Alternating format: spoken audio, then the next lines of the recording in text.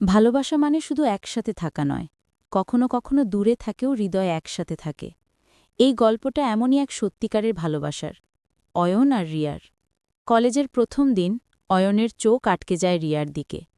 ছোট ছোট কথায়, লাইব্রেরিতে পড়া, ক্যান্টিনে চা খাওয়া, বন্ধুত্বটা ধীরে ধীরে ভালোবাসায় রূপ নেয়।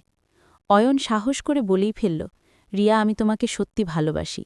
রিয়া হাসিমুখে উত্তর দিল, আমি অনেক দিন ধরে অপেক্ষা করছিলাম এই কথার জন্য। কিন্তু জীবন সবসময় সিনেমার মতো হয় না।